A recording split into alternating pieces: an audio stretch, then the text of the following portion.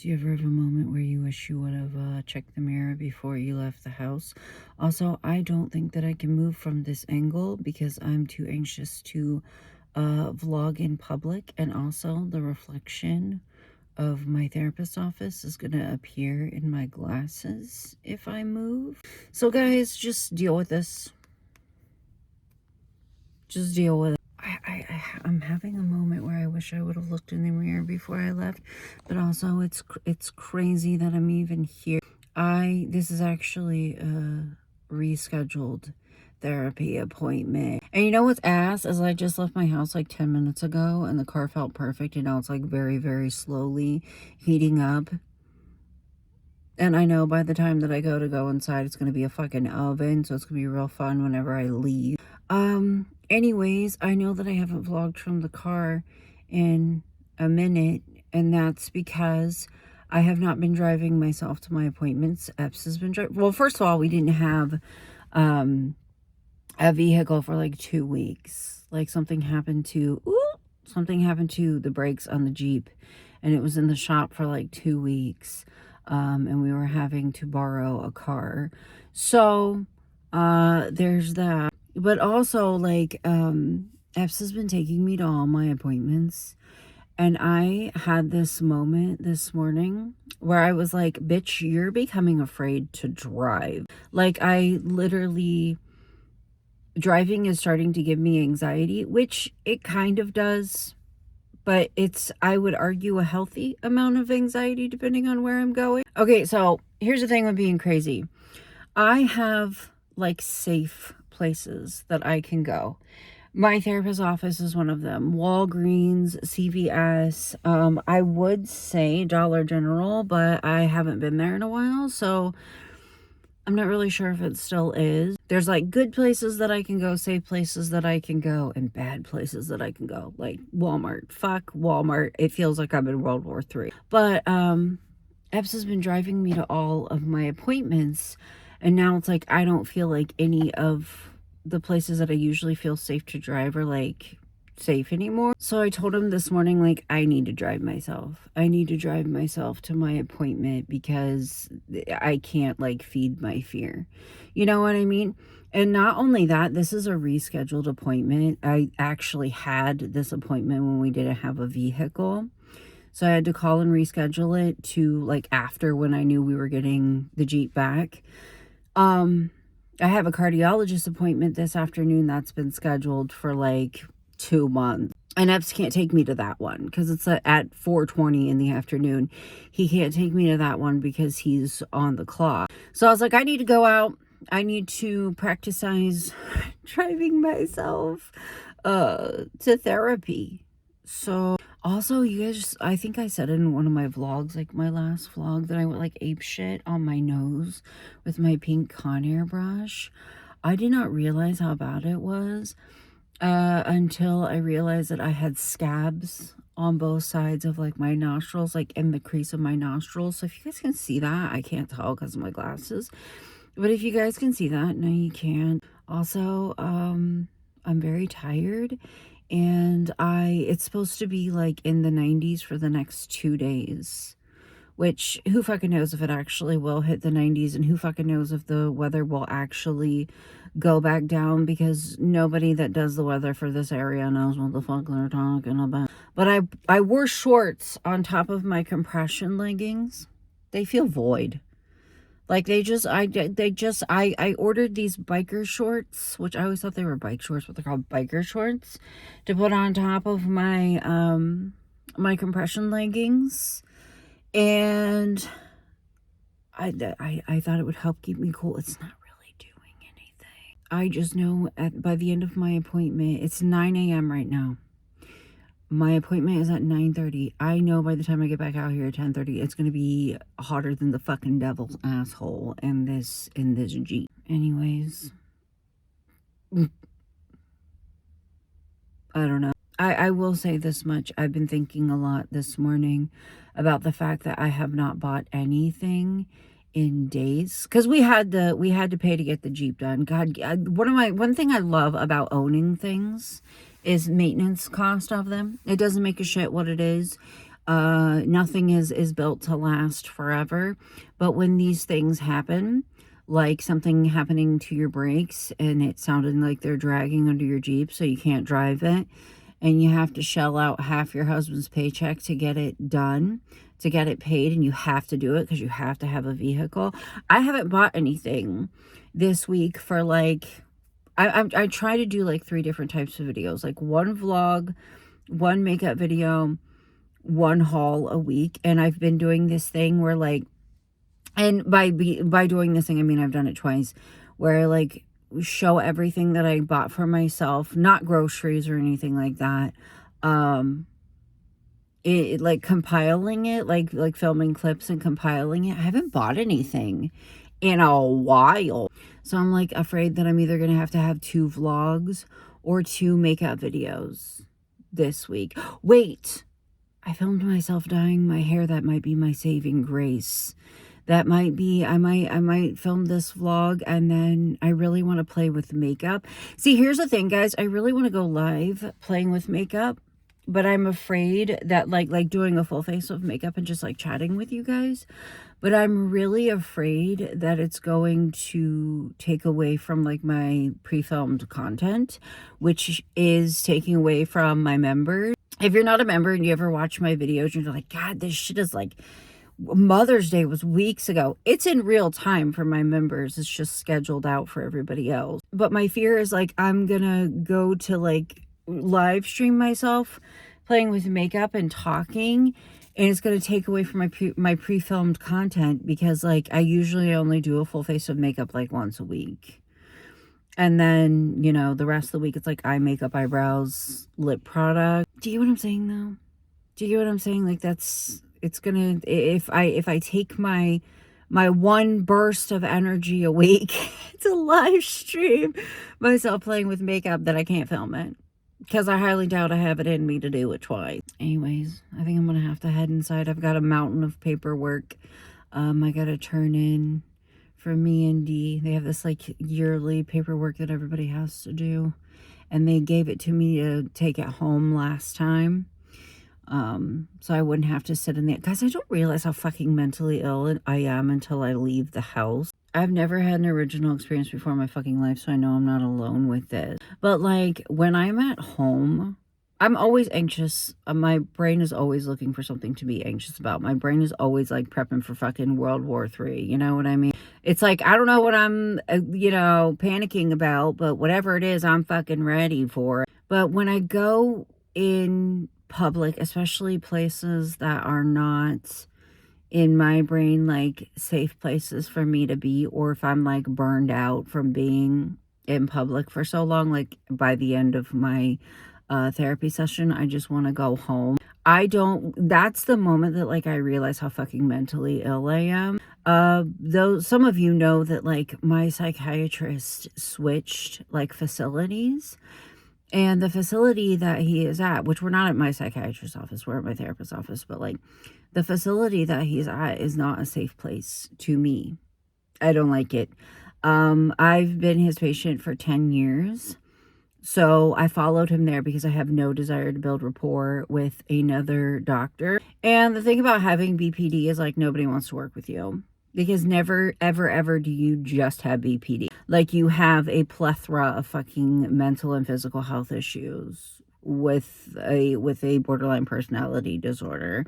But anyway, when I'm at like his office, which I don't believe will ever be a safe place for me, I realize how fucking mentally ill I am, because every single time I cry in the waiting room while I'm there, I do this thing where I curl up inside of myself, and I feel my heart racing and my head, like, I don't know, my head's thumping. It's like my heart racing in my head, and I panic. Like, that's the only way that I can think about it, is I fucking panic. Like, I'm sitting there with my head on my knees, hyperventilating and crying because I'm in a place that I don't feel used to. It's not part of my routine, and it doesn't feel safe to me. How do we get on this topic? I don't know. But like when I'm at home, I don't realize like how fucking bad I am. And then I get in public by myself in places that don't feel safe, aren't normal, aren't routine to me. And I'm like, bitch, I just woke up from a nap. I came home and I had to lay down. Look how much higher up I am. Oh my God, my face is so puffy. Look how much I am sitting in bed. Look how much higher up I am. Oh my God. Listen, Epps and I got an 18-inch. Sorry, I had to think for a second there. Epps and I got an 18-inch bed frame. And I did not calculate out the fact that we have a 14-inch mattress. Like, all I could think was 18-inch bed frame. I'm higher up off the floor. That's all kinds of storage under the bed, blah, blah, blah. The bed is so fucking high up in the air now that it's higher than the nightstands, which is really scary because all night, like, my blanket kept hitting the nightstand and I was like, I'm gonna knock over my fucking water and destroy my MacBook. So I'm thinking about getting a standing desk and putting it beside the bed so that I can use that as a table instead. But look how much higher up we are. I don't know if you can tell. I'm gonna have to move the lights because they're like in Epps's face all night. I'm either gonna have to make them shorter or like put something up there to like have a third thing, you know, to like get those up a little bit. I'm actually afraid they're gonna get broken. Oh my God, the scabs around like my nose where I really went apeshit with my little Conair exfoliating brush are like, they're so bad. I was gonna wait and vlog at my cardiologist's office.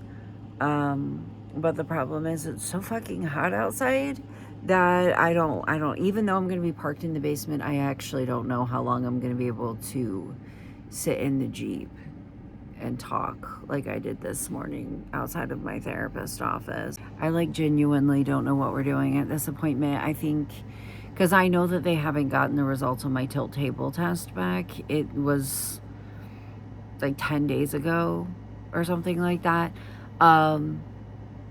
But maybe he's wanting to check how I feel on my medication, and after, you know, adding salt and compression leggings and everything, maybe that's what it is. I really don't know. I honestly kind of think that he scheduled my appointment so far out because he was kind of hoping that they would be able to get me in for the tilt table test quickly, and he'd have the results by now. But no, they might have them. They warned me that it takes like 2 or 3 weeks to get them back.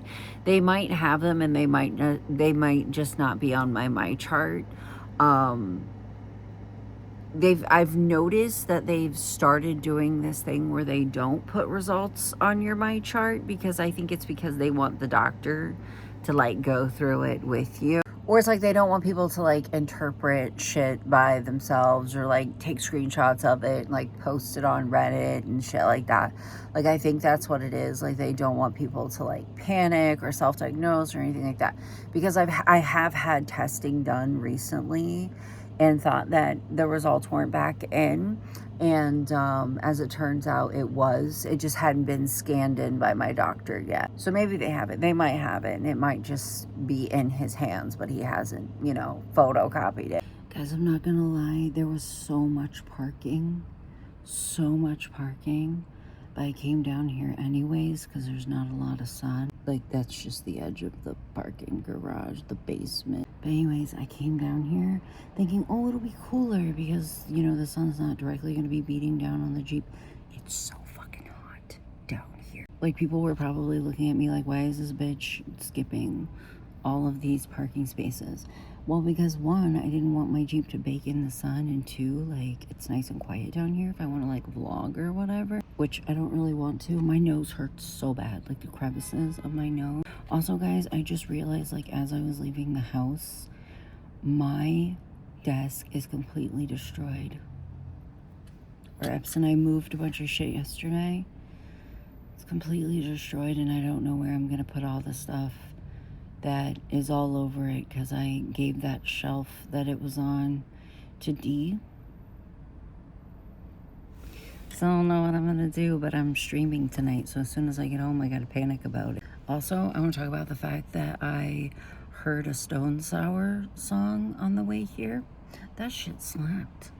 What the fuck? I don't know. I love me some good dad rock.